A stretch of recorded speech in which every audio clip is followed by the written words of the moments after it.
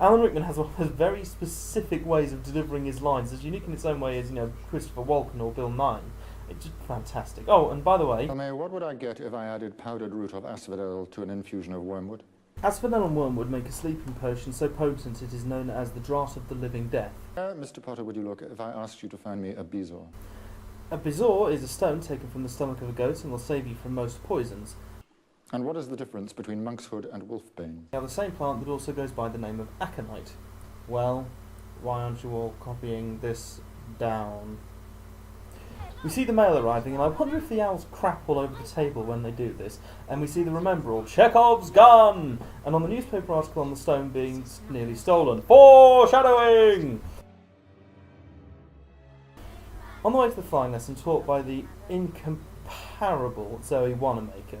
Seriously, at this time when my family was flying high, seeing her in the movie, even for a child, was just brilliant. She was one of the few actors that you would actually have recognised. This bit's quite bizarre actually, because Neville takes off after she blows the whistle, so why exactly is everyone so distraught? Whatever, it leads to Draco and Harry facing off against each other in the sky, and Harry becomes Gryffindor seat for the insanely dangerous game of Quidditch. Why exactly do they teach 11-year-olds to fly? I can't see any way this would end well. I wonder if riding a broom has similar effects to riding a bike as well. I mean, Daniel Radcliffe has talked about the uncomfortable bike saddle thing he has to sit on when he's doing the broom shots. And we all know what excessive bike riding leads to impotence. I mean, it doesn't matter about the size of your wand if there's no spark in it. What I don't like about these early scenes is that they effectively treat Hermione as one of the gang already, but then they all still don't like her by the charms lesson. It's a bit inconsistent, really. It's Filch's cat! Run! Clever. Don't run past Mrs. Norris and back down the stairs. Run into the corridor you know you're not supposed to be in. Excellent strategy, morons. This is one of the most mind-lovingly pointless changes from the book. See, the escape in the book makes sense because it's late at night and they're not supposed to be out of bed. And the way that it's written, it makes you feel that Filch is literally just about to find them. This just doesn't work. Why can't they run past Mrs. Norris? Anyway, one of the great movie quotes here. If you two don't mind, I'm going to bed before either of you come up with another clever idea to get us killed. Or worse, expelled. She needs to sort out her priorities. We finally got some actual plot. The rules of Quidditch seem ensues, but it's largely pointless, even within the context of the original book. I mean, we don't need to know how Quidditch works, we just need to know that Harry is the one who has to catch the shiny golden ball. Time for charms, and Hermione once again proves to be an insufferable know-it-all, and after class Ron insults her for it. No wonder she hasn't got any friends. I feel your pain, girlfriend. I feel your pain. But enough of that, it's time for plot. One of the ongoing things with Harry Potter is about why the Muggle-borns panic when they hear magical terms. But why should the first-year Muggle-borns worry about trolls? Unless they've had lessons about them, or they're just going along with the rest of the crowd, there's no reason for them to be panicking in these scenes. Harry and Ron fight the troll and Hermione takes the blame for it, though this scene makes no sense, even in the book. Harry and Ron went to get Hermione, and it just happened that the troll had left the dungeons. They saved her life, none of them would be doing anything against the rules, so why do they have to lie? All Hermione has to do is say to Professor McGonagall, I was in the bathroom, Harry and Ron knew I didn't know about the troll, they came, troll had happened to leave the dungeons. No one has to lie, everyone gets house points. But anyway, they're now at least officially friends.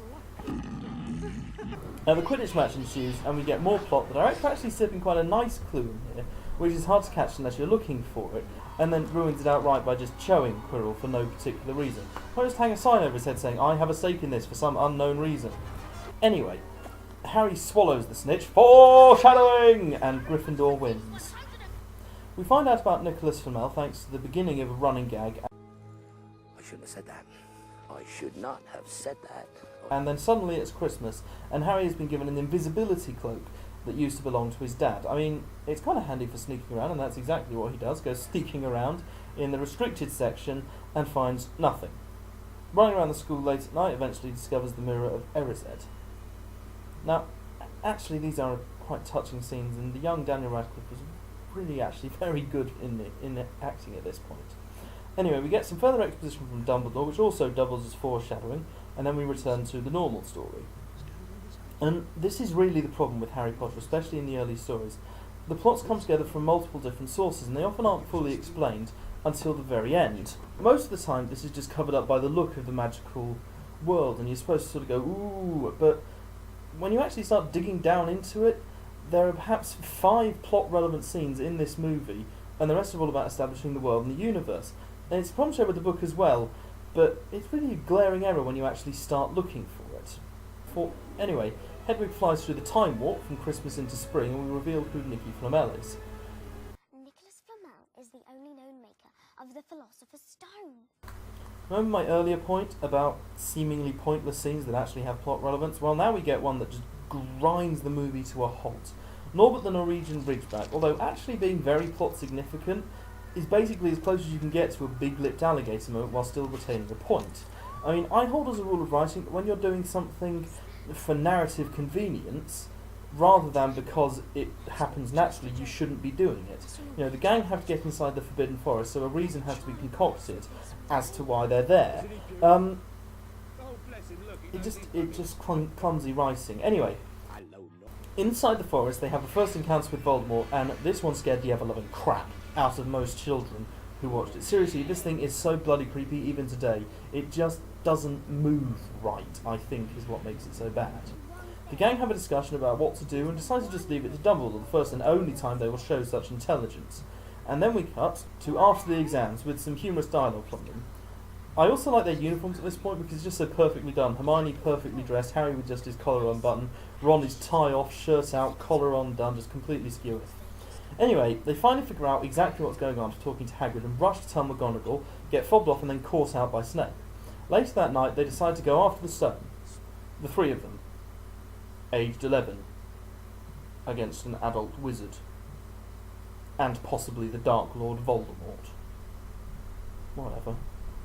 They get into the corridor, past Fluffy, and quite a nice change from the book scene since it introduces some actual danger instead of just making it a series of puzzles for them to solve.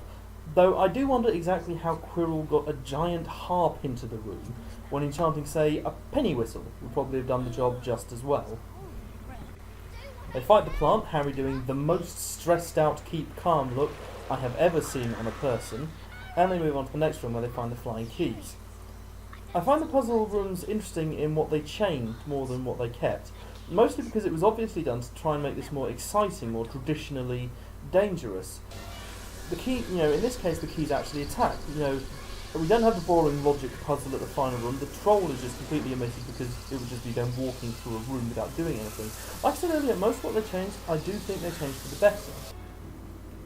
Next up is the chess game, where Ron eventually makes a heroic sacrifice and gets himself badly concussed in order to win. Then we have the most cringe-worthy speech of the movie, though by no means the most cringe-worthy performance Emma Watson will ever give, and Harry goes on to meet his nemesis. So, Quirrell turns out to be the big bad, explains every last dangling plot thread from the movie, and then we hear Voldemort for the first time. A rather bungled bit of dialogue here kind of messes up the idea that only someone who wants to find the stone can retrieve it. See, Quirrell was supposed to see himself giving the stone to Voldemort, i.e. using it, whereas when he says, I see myself possessing the stone, surely that would be enough for him to get it out of the mirror. Anyway, Harry gets the stone, lies, and Voldemort is revealed. Again, this is creepy, especially for a 10-year-old. And battle ensues, and we see all sorts of cool fires and petrifying Quirrell. Again, this movie caught a lot of flack at the time for being too scary for young children that it was being directed towards. He dies, Harry examines the stone, and we see the only effect that really genuinely terrified me when I was younger.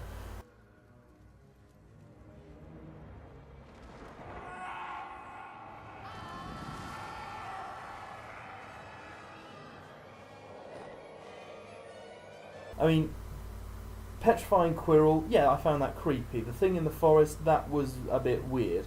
But smoky Voldemort just horrified me. I don't know why, but it just did. Harry wakes up in the hospital wing. Dumbledore fills in some more stuff about how the protection in Harry's blood and the final protection on the stone worked, and he sees his friends again. Finally, Dumbledore crushes the efforts of some presumably really quite hard-working Slytherins, and everyone cheers because obviously all the 11-year-olds who had nothing to do with Malfoy and his gang deserve to have their achievements and moments of glory taken away by a determined egotist, leaving them to cry themselves to sleep that night. So that's Harry Potter and the Philosopher's Stone. Is it a good movie? Well, I have to say, yes. I mean, they did change a few things from the books, removing Peeves, a couple of Mr. Binns, the history teacher, isn't there. But really, in general, I do think that actually the movies are a very faithful and really quite fun interpretation of the books. See, especially early on, like I said earlier, the sense of wonder is what you want to be getting from Harry Potter, especially in these early years. And I really do think they managed it. The actors look sufficiently surprised every time they see anything. I'm not sure how much of this is enforced method acting or just them generally acting well, but the adult actors seem to be really actually invested in the project. And this is one of those things. Harry Potter could have been an awful B-movie if the adult actors had just treated it as a paycheck and a joke. But instead, they actually give a performance and elevate it into something that's really quite fun and quite worth watching. So anyway, on to Harry Potter and the Chamber of Secrets.